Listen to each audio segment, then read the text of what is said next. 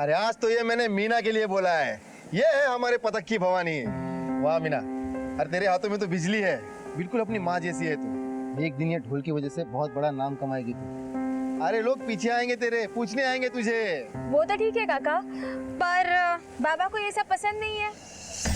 अरे तेरे बाबा को मार गोली, मैं समझाऊंगा उसे, और ऐसे समझाऊंगा उसे कि जिंदगी भर कभी तेरे रास्ते में नहीं आएगा वो। अरे बच्चे लोग बजाओ, तुम लोग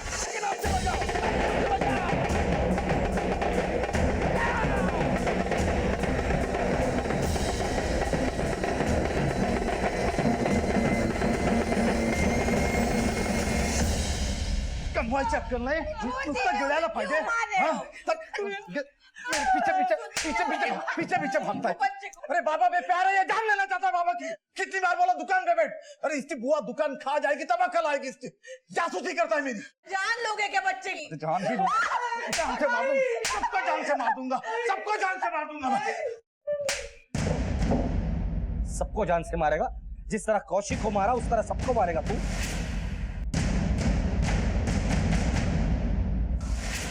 कौशिक को?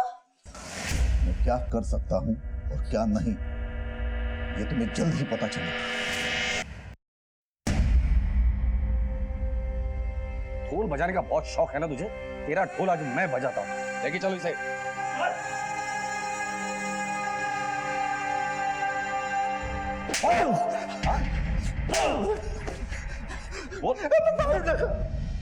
मानू तका बोला था, कौशिक ही नहीं रहा तो मैं जिंदा रह के क्या करूंगा।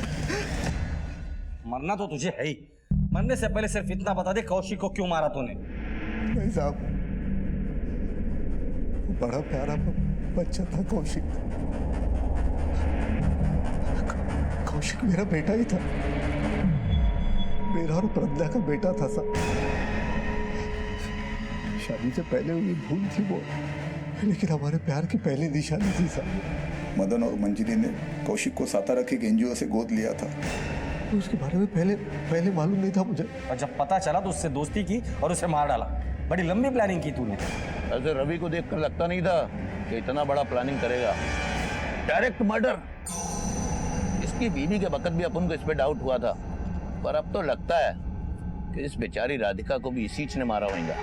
माना कि कौशिक तेरा बेटा था, लेकिन इतने सालों बाद प्यार कैसे उमड़ा है तेरा? साहब, जिस ढोल की वजह से हम करीब आए थे, उसी ढोल ने मुझे और प्रज्ञा को दूर कर दिया। ये ढोल बजाने का सीजनल धंधा साहब, कमाई ज्यादा नहीं थी। मेरे बाबा नहीं चाहते थे कि लोगों के सामने नाचने वाली लड़की हमारे घर की बहू बने। और तात्या, मेरा ससुर, वो तो मुझे निकम्मा ही समझता था। तात्या ने मुझसे झूठ बोला कि प्रज्ञा की शादी कर दी और उसे गांव भेज दिया। और तूने यहाँ शादी कर, और पहले बीवी के मौत के बाद तूने प्रज्ञा से शादी कर। लेकिन तेरे पहले बीवी के मौत का केस तो 17 साल पुराना है। कौशिक की उम्र लगभग 23 साल होगी, फिर भी तू कहता है कि कौशिक प्रज्ञा का बेटा है। सब प्रज्ञा ने ये राज मुझसे छुपा के रखा था। ये मुझे पहले मालूम नहीं था, लेकिन जब प्रज्ञा की मौसी सारिका उसके घर आई थी तब। कौशिक को मिले हो कि नहीं तुम? अब तो बहुत करीबी आ गए हैं ना तुम्हारे। काय ग मौसी, क्या करूं उससे मिलके? कुछ बातें ना पर्दे के पीछे ही अच्छी रहती है। मैं उसकी माँ हूँ ये भी नहीं बोल सकती मैं उसे। मुझे पता क्या फायदा है ऐसी बेमतलब मुलाकात का। अगं प्रज्ञा, किती झालं तरी तो तुझा मुलगा है। तुम्हारे और रवि के प्यार की पहली निशानी इसलिए पूछ रही हूँ मैं। एक बार जाके उसे मिल लो। सारिका, कशाला डोका खाते तिचे? इतनी साल ये बात छुपा के रखी है और रवि राक्षस से, तो छुपे रहने दो ना। साहब, ताते ने मुझसे झूठ बोला था साहब। असल में प्रज्ञा पेट से थी, ये बात मुझे ना पता चले, इसलिए उसे गांव में भेज दिया। लेकिन जब पता चला तो मैंने भी कसम खा ली कि ये राज जो दबा हुआ है उसे मैं दबा के रखूंगा। लेकिन कौशिक से मिलूंगा जरूर, उसे बता दूंगा कि मैं एक अच्छा बाप हूं।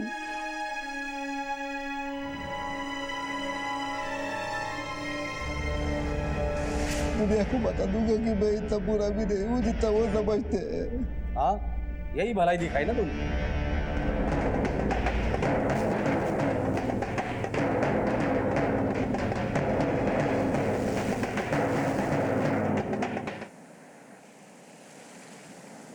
जो कुछ भी हुआ अच्छे के लिए। मेरे बाबा एक फूटे हुए ढोल की तरह है, कुछ काम के नहीं है। ये अंदर गए तो सबको सुकून मिलेगा। नहीं जग्या, मेरे बाबा खून नहीं कर सकते। देखो, मुझे घुमा फिरा के बोलना नहीं पसंद है, मैं सीधा बोलता हूँ। अच्छा हो गया हमारा रास्ता तो साफ हो गया। नहीं जग्या, मेरे बाबा इतने भी बुरे नहीं हैं। मैं अपनी खुशी के लिए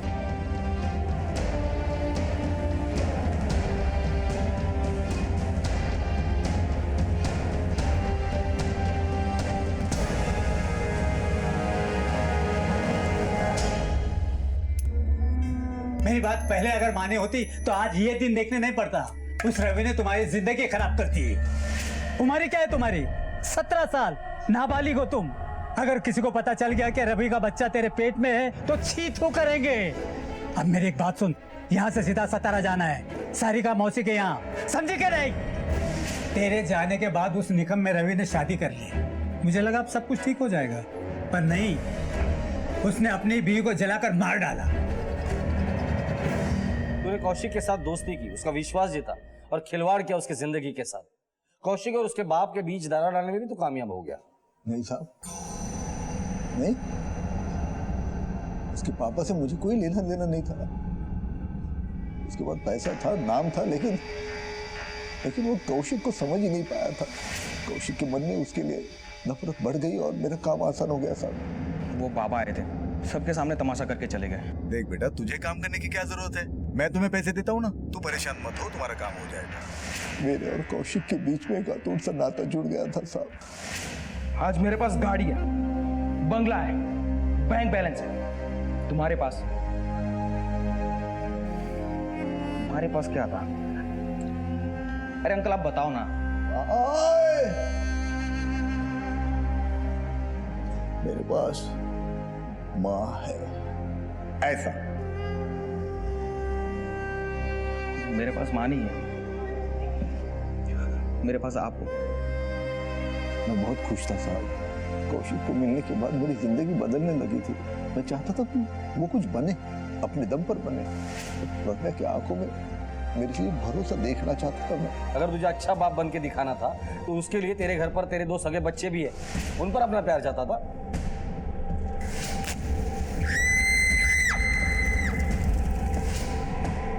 मेरे बच्चे शुभ राधिका ने खुदकुशी कर ली। उसका सुबोध पर बहुत गहरा असर हुआ ऐसा। वो उसकी और अपने ख्यालों की दुनिया में ही रहता है हमेशा। वो तो मुझे अपना दुश्मन समझता है। कई बार तो उसने मुझे जान से मारने की कोशिश भी की।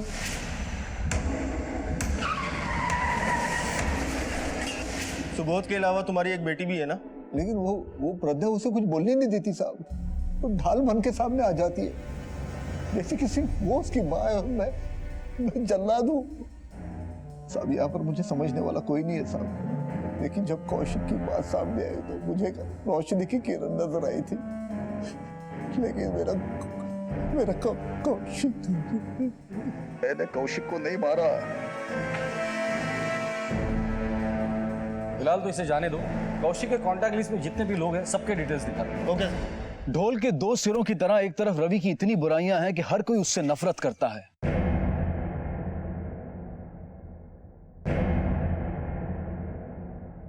यहां तक कि उसका अपना बेटा सुबोध भी उसकी जान का दुश्मन है। और वहीं दूसरी तरफ रवि का कौशिक के साथ रिश्ता बिल्कुल अलग है। अपनी अच्छाइयों से रवि उसके साथ एक नई सुंदर दुनिया बनाना चाहता है। क्या रवि महज अपने चेहरे पर अच्छाई का मुखौटा लगाए हुए था, या फिर वो सचमुच बदल रहा था, या फिर अपना वजूद बचाने के लिए किया गया नाटक था जिसके बेनकाब होने की वजह से कौशिक मारा गया था? या ये प्रज्ञा के इतनी बड़ी बात छुपाने के पीछे रवि का आक्रोश था जो कौशिक की हत्या के रूप में सामने आया था? या फिर इस सब के पीछे उसका कोई और ही मकसद था? कौशिक की हत्या का राज अभी तक पर्दों में था, लेकिन इतना साफ था कि कौशिक की मौत से रवि की जिंदगी में तूफान उठ खड़ा हुआ था।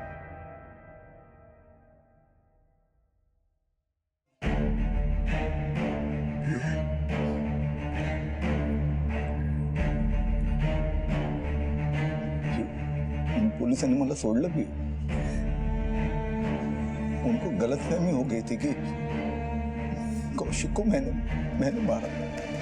मैंने कुछ नहीं किया था। क्यों, मैं तो सिर्फ एक अच्छा बाप बनने की कोशिश कर रहा था।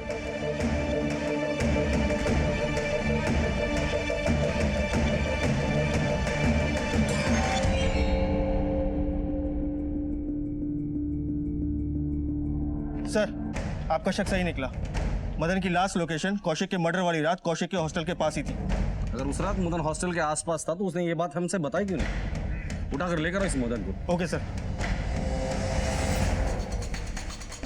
लेकिन मैंने कुछ किया ही साहब। माला कैसे नहीं खाया? सब मार क्यों रहे साहब?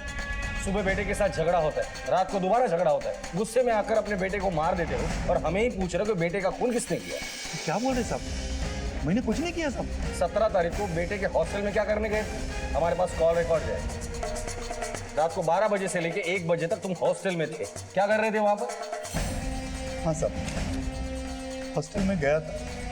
झगड़े को लेकर मेरी बीवी ने जो समझाया था, तब मैं कौशिक को मनाने के लिए वहां गया था। मगर वो मुझ पर नाराज था, इसलिए वो आया नहीं और फोन भी नहीं उठाया मेरा। ये बात पहले क्यों नहीं बताई हमें? सर, अपने बेटी की लाश देखकर मैं बौखला गया था साहब, इसलिए मैं आपको बता नहीं पाया। पर साहब, उस रात जब मैं बाहर कौशिक का इंतजार कर रहा था, तब मैंने एक लड़के को हॉस्टल में जाते हुए देखा था। सर, इनमें से कोई लड़का है? नहीं सर। इन दोनों में से कोई? हाँ सर, यही था सर।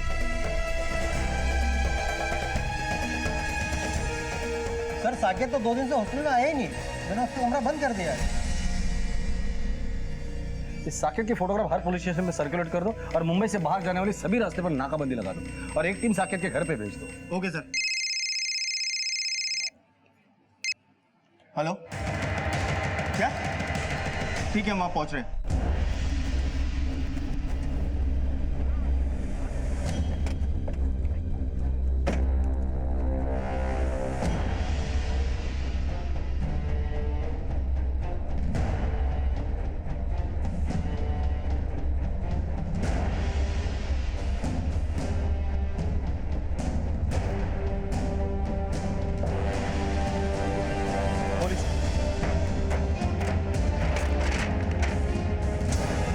तो रवि के बॉडी पार्ट।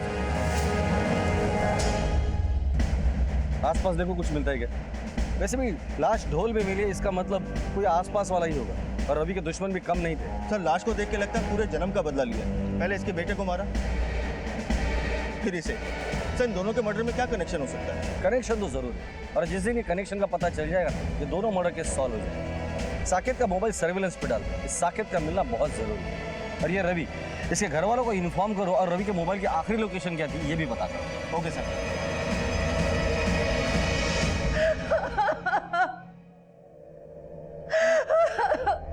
प्रज्ञा जी, देखिए, अपनों को खोने का दर्द क्या होता है मैं समझ सकता हूँ।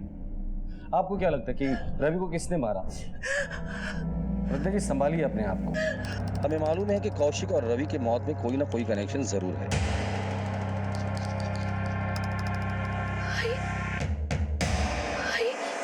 दादा, टिकट सापडत नहीं। ये आपके बेटे सुबोध के बारे में बात कर रही है? कहाँ है वो? कुछ पता नहीं, कल रात से घर नहीं आया है। बाप बेटे में झगड़ा हुआ था? नहीं, झगड़ा नहीं हुआ था, लेकिन दादा कोयती लेके पापा को मारने गए थे। मैं छोड़ूंगा। दादा क्या करते हो इसे? दादा, सुबोध को जाना था। अरे बेटा, मैं आपको और रोने नहीं दूंगा। नहीं, सुबोध मेरे पास। मतलब सुबोध ने रवि को मारा और कहीं छुप कर बैठा है वो? नहीं, सुबोध ऐसा नहीं करना। सुबोध नहीं कर सकता ऐसा कुछ भी। साहब, रवि को तो कोई भी मार सकता है। ये बात तो तय थी कि रवि ने कई दुश्मन बना रखे थे और वो हर एक के निशाने पर था। किसने दी रवि को ये दर्दनाक मौत? क्या कौशिक की मौत और रवि की मौत एक दूसरे से जुड़ी हुई थी? पहले बेटे और फिर पति की मौत से प्रज्ञा पर गम का पहाड़ टूट पड़ा था। इस ढोल को पहचानते हो? हाँ सर, ये जग्या का ढोल है। कहाँ मिलेगा ये जग्या?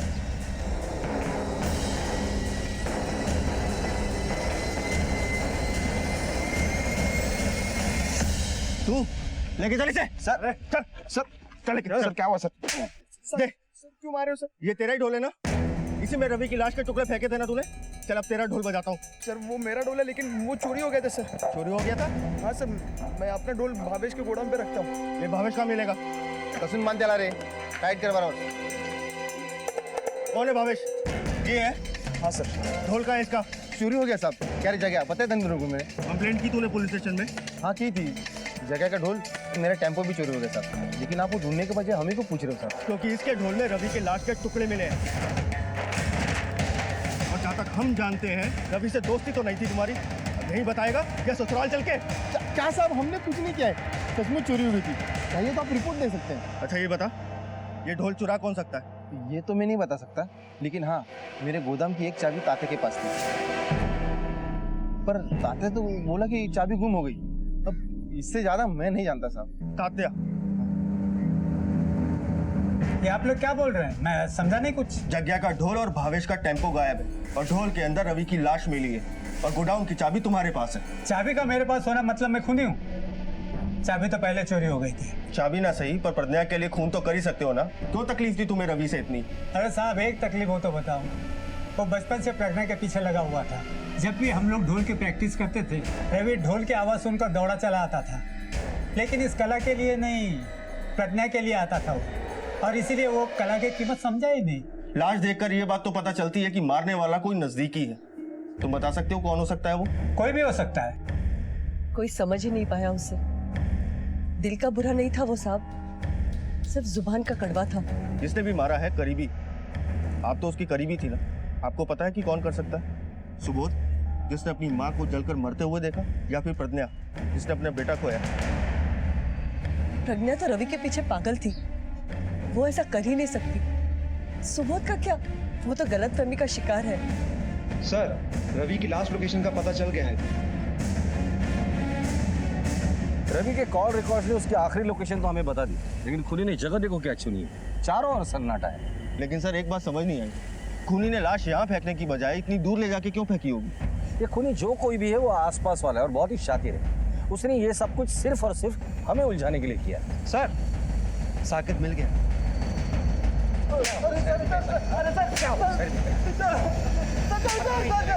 वो ऑर्डर और सीसीटीवी को चकमा देकर मर्डर का प्री प्लान बनाया तूने? नहीं सर, ये कोई प्री प्लान मदद नहीं था। हॉस्टल से निकलते वक्त अपना फोन हॉस्टल पर छोड़कर आए थे ताकि हमें भी चकमा दे सके। नहीं सर, कौशिक को फॉलो करने के चक्कर में वो वहाँ छूट गया था सर। हाँ फिर आगे?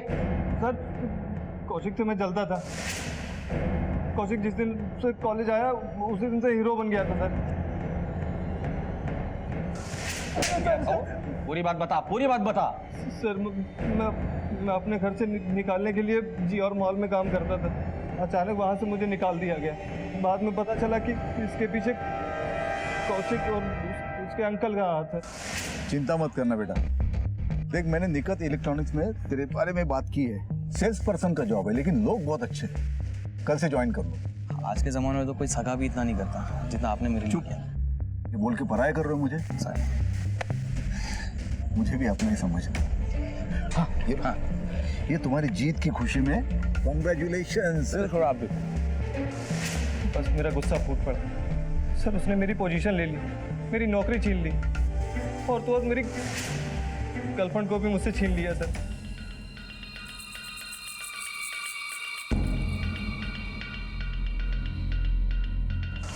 सर मैंने सोच लिया था कि इस कौशिक का क्या करना है। उस दिन उस अंकल के मिठाई दे के जाने के बाद मैंने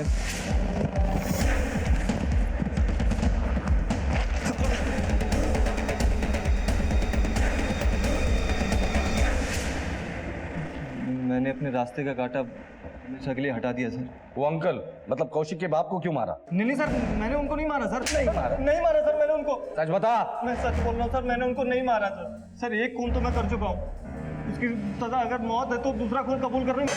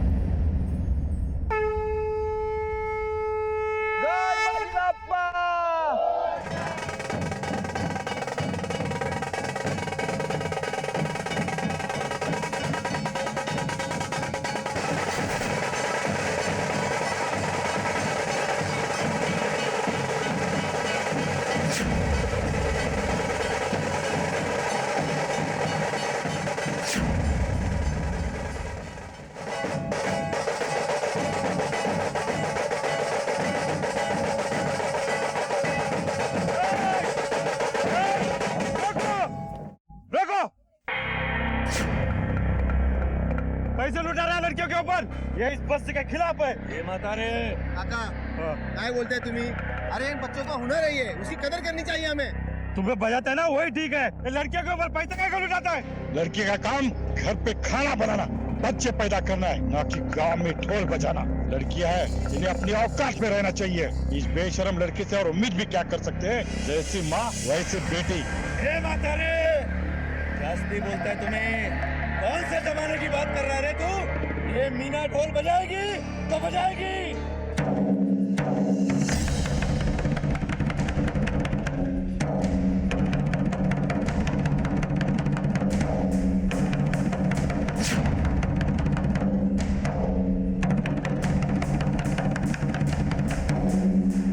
सिर्फ 15 मिनिट ये ढोल गले में लटका कर घूम के दिखा, फिर बात कर.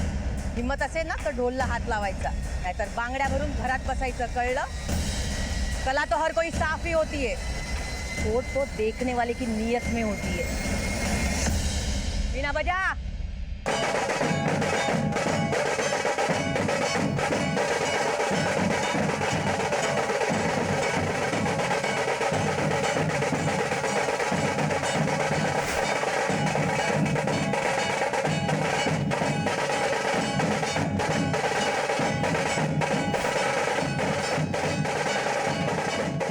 आई मी माई सेल्फ, यानी कि मैं और मैं। कुछ लोग इस मैं में इतने उलझ जाते हैं कि सबसे दूर हो जाते हैं, और एक बार बुरी छवि बन जाती है तो उसे बदलने के लिए कड़ी मेहनत करनी पड़ती है। फिर वो कितने भी अच्छे काम कर ले, फिर से अपने वजूद को बनाने की कोशिश कर ले, लेकिन उनका अक्स उनके सामने आकर खड़ा हो जाता है और अपने ही बुरे कर्म अपने नुकसान का कारण बन जाते हैं। आज का ये केस इंसानी सोच के एक अहम पहलू को उजागर करता है, ऐसे सवाल खड़े करता है जो हमें अपनी सोच बदलने पर मजबूर कर देंगे।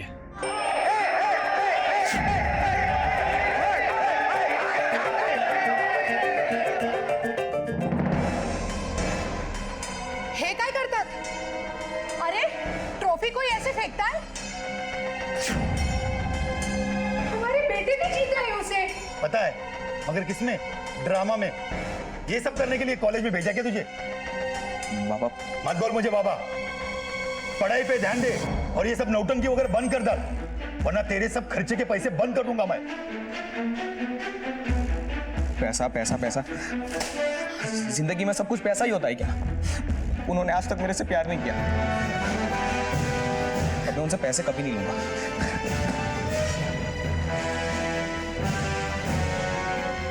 आंटी, आप जाके बाबा को समझाइए, हम सब फ्रेंड्स कौशिक को समझाएंगे।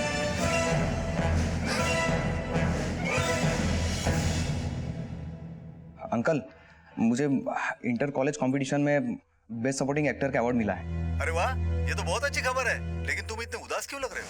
वो बाबा कॉलेज आए थे, सबके सामने तमाशा करके चले गए, पैसों का रोप दिखा रहे थे। अब तो मैं कसम खा रहा हूँ, मैं उनसे कभी भी पैसा नहीं लूंगा। अंकल, मुझे काम करना है, मैं अपने पैरों पे खड़ा होना चाहता हूँ। देख बेटा, तुझे काम करने की क्या जरूरत है? मैं तुम्हें पैसे देता हूँ ना। नहीं नहीं, मुझे आपके पैसे नहीं चाहिए, मुझे अपने पैरों पे खड़ा होना है। अरे अच्छा ठीक, मैं तुम्हारे लिए अच्छा सा जॉब देखता हूँ, तू परेशान मत हो, तुम्हारा काम हो जाएगा। और आज रात को मैं तुमसे मिलने भी आऊंगा, है ना? ठीक है, तो जरा अच्छे से एक स्माइल कर दे।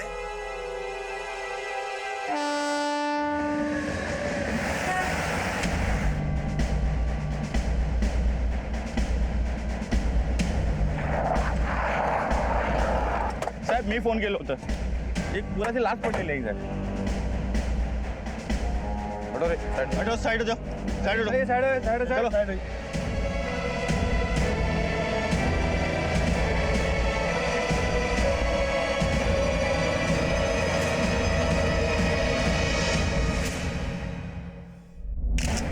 सर, गर्दन पे निशान देख के लगता है कि गला घोट के मारा गया। आसपास मिठाइयाँ पड़ी है, मतलब कोई खुशी का माहौल होगा, फिर ये मर्डर क्यों? शिंदे, मिठाइयाँ फॉरेंसिक के लिए भेज दो, हो सकता है इसमें जहर या बेहोशी की दवाइयाँ मिलाई गई हो।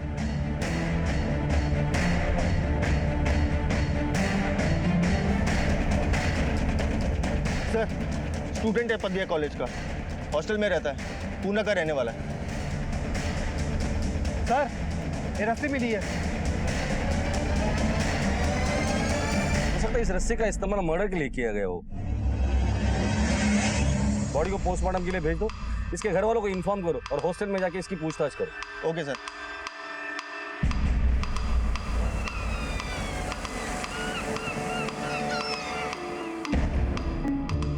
मीना बेटा जाना, सुबोध कहीं दिखाई दे रहा है क्या, देख के आना जाना।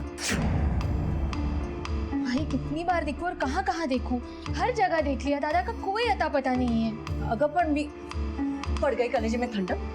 ये सब तेरे जिद का नतीजा है। ना तुम मीना को ढोल बजाने भेजती, ना रवि और सुबोध दोनों गायब होते। ताई तुम्हें कुठला संबंध कुठे जोड़ता है? मीना का ढोल बजाना और उन दोनों का क्या संबंध है? क्यों नहीं है? लड़कियों का ढोल बजाना रवि को पहले से ही पसंद नहीं है, पता है ना तुझे? पर नहीं, तू अपने जिद पे ही अड़ी रहेगी। जो भी कुछ हुआ है ना, उसमें रवि का ही हाथ। मुझे पता है निकम किसकी बोली बोल रहा था। ये सारा तमाशा रवि का किया धरा है। प्रत्येक गोष्ट त्याच्या डोक्यावर टाकायची गरज नाही है। अरे तुझं तर बात करना बेकार है। अरे ताई, आई बाबा तो खुद भी ढोल बजाते थे ना, तो फिर उनको लड़कियों का ढोल बजाना पसंद क्यों नहीं है? आए जरा बैठ। बेटा दुनिया में बहुत कम लोग ऐसे होते हैं जो खुद की नाकामयाबी झेल के औरतों की तरक्की दिल से देख पाते हैं। मेरे पापा ना पहले ऐसे नहीं थे, हम दोनों मिलके ढोल बजाते थे। जिंदगी में कुछ बातें समझ में ही नहीं आती। तेरे बाबा का व्यवहार भी ऐसे ही है, कभी मेरे समझ ही नहीं आया। रवि जो खुद एक जमाने में अपनी पत्नी प्रज्ञा के साथ ढोल बजाया करता था, आज अपनी ही बेटी मीना को ढोल बजाने से रोक रहा था। कहीं ना कहीं वो एक दोहरा चेहरा लेकर जी रहा था। और वहीं कौशिक जो अपने पिता से परेशान था, उसकी मौत हो चुकी थी। एक होनहार विद्यार्थी कौशिक की हत्या के पीछे किसका हाथ था? सवाल ढेर सारे थे और पुलिस जी जान से तहकीकात में जुट गई। आप बहुत ही अच्छा लड़का था, सीधा साधा नेक, और किसी से कोई दुश्मनी भी नहीं थी। पता नहीं इसके साथ ऐसा किसने किया है। ये तो आप ही बेहतर बता सकते हैं, क्योंकि आप ही के हॉस्टल का लड़का पे मरा हुआ मिला है और आप ही को नहीं पता कि कौन आया और कौन गया। रात को 10:30 बजे के बाद बाहर जाने की किसी को इजाज़त नहीं होती, पर कभी कभार किसी स्पेशल केस में कोई लड़का परमिशन लेकर बाहर जा सकता है। कल रात को कौशिक गया था बाहर, मैंने सोचा वापस आ गया होगा। कल रात किसके साथ? मतलब माहिती नहीं साहब। कौशिक के जाने के बाद हॉस्टल से कोई बाहर गया या बाहर से कोई अंदर आया? नहीं साहब, ना तो कोई बाहर गया ना कोई अंदर आया। मुझे कल रात से लेकर सुबह तक की सीसीटीवी फुटेज चाहिए। दत्ता, रजिस्टर की कॉपी काढून दिया।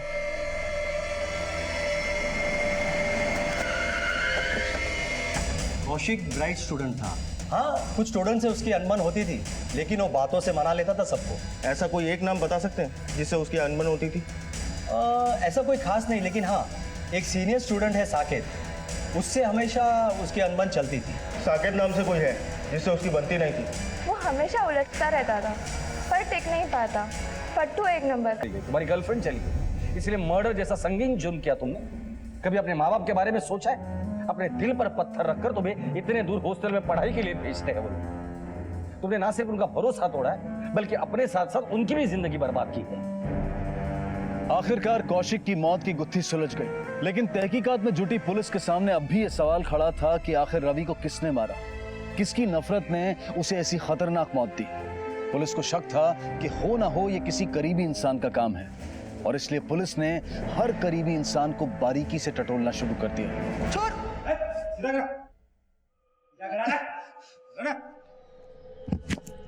क्यों मारा अपने बाप को? तेरा बाप मर गया, इस बात का दुख नहीं है तुझे? अच्छा वो मर गया, मेरी माँ को मारा था उसने। पुलिस इन्वेस्टिगेशन हुई थी और तेरा बाप निर्दोष था। निर्दोष नहीं था, जब वो चल रही थी तब वो वही था, मैं भी उधर था। उसने कुछ नहीं किया, उसने मारा मेरी माँ को।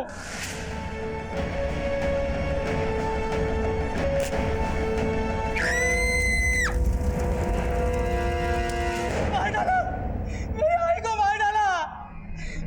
अब वो मीना को भी नहीं छोड़ेगा, वो किसी को नहीं छोड़ता, वो आपको भी नहीं छोड़ेगा। सर, सुबोध की हालत देखकर लगता नहीं है कि उसने ये मर्डर किए होंगे, वो भी इतने भयानक तरीके से, टुकड़े टुकड़े करके। अगर इसने मर्डर किया भी होगा तो भी लाश को ढोल में भरकर इतने दूर तक लाना इसके बस की बात नहीं। रवि के जितने भी दुश्मन थे, भाविन, जया, तात्या विद्या, प्रज्ञा, इनमें से किसी की भी मोबाइल लोकेशन मर्डर जहाँ हुआ था वहाँ आसपास थी क्या पता करो। एक एक को कूटो और मुझे सारी इन्फॉर्मेशन चाहिए। Okay sir. उस टेम्पो का पता चल गया? नहीं सर, अभी तक नहीं, लेकिन तलाश जारी है। ठीक है।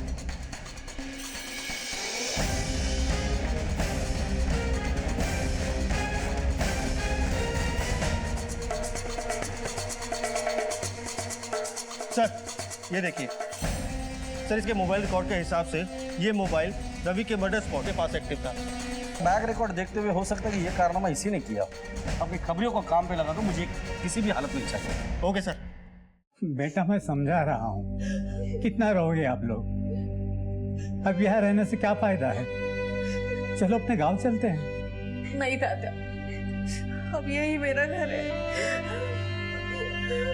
चिंता करने की कोई जरूरत नहीं है, मैं सब कुछ संभाल लूंगी। किसी को कहीं जाने की जरूरत नहीं है।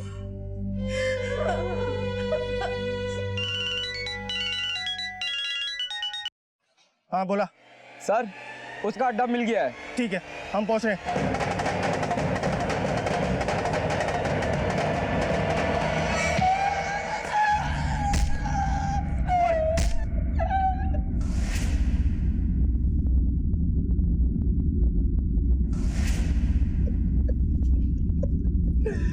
क्यों मारा रवि को? बोल, क्यों मारा रवि को?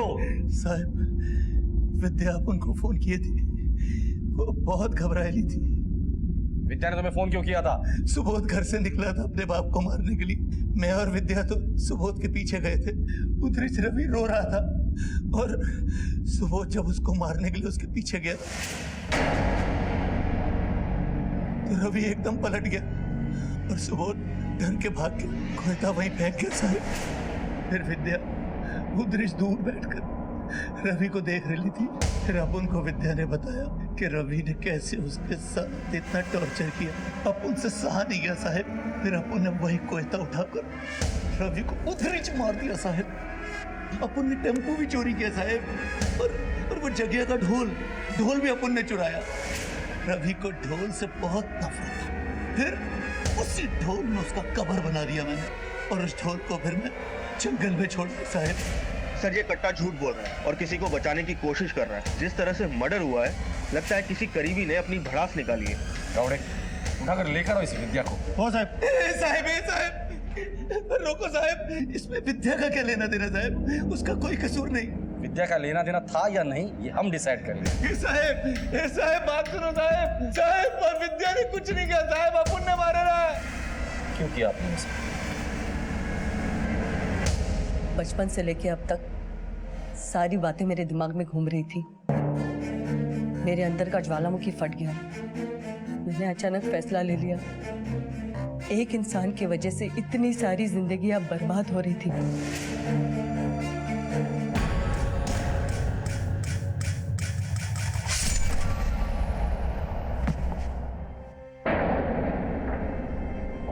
पहले मेरे बाप को खा गया, मेरे घर संसार को बसने नहीं दिया, राधिका को मौत के घाट उतार दिया, प्रज्ञा की जिंदगी बर्बाद कर दी, सुबोध की जिंदगी तो मौत से भी बदतर कर दी इसने। मीना की खुशियां निकल गया। अरे ताते को तो जिंदा ही मार दिया उसने। कौशिक को भी खा गया। अरे तू तो जिंदा रहने के लायक ही नहीं है। रवि हमेशा यही चाहता था कि उसका परिवार सुखी रहे, खुश रहे। उसकी बदकिस्मती ये थी कि उसका परिवार उसे समझ नहीं पाया। काश आप लोगों ने उसे समझा होता तो आज रवि जिंदा होता।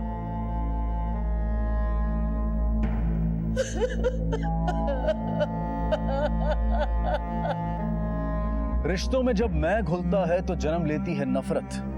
रवि ने जिंदगी भर किसी से बेहतर रिश्ते बनाए ही नहीं, और जब बनाने चाहे तो शायद तब तक बहुत देर हो चुकी थी। विद्या के दिल में रवि के लिए पनपती नफरत ने ज्वालामुखी का रूप ले लिया था और एक बहन के हाथों भाई की हत्या की शक्ल में सामने आया। रवि अगर अपनी इस मैं से बाहर निकलता और प्रज्ञा, विद्या, मीना और सुबोध के साथ रिश्ते बेहतर बनाता तो शायद रवि की जिंदगी कुछ और ही होती। प्रज्ञा कौशिक से उसका राज ना छिपाती, तात्या अपनी बेटी को रवि से दूर ना करता। इंसान इसी मैं के चक्कर में ना सिर्फ दूसरों से दूरी बना लेता है बल्कि खुद भी बेचैन और अशांत ही रहता है। सिर्फ अपने लिए जीना जीना नहीं है, जिंदगी तो वो बेहतरीन है जो औरों के भी काम आए। इसी विचार के साथ अब मैं अनूप सोनी आपसे विदा लेता हूं। फिर मुलाकात होगी अगले एपिसोड में एक और चौंका देने वाले केस के साथ। तब तक अपना और अपने परिवार का ख्याल रखें और देखते रहें क्राइम पेट्रोल डायल 100। सबक एक को सीख हम सबको। जय हिंद।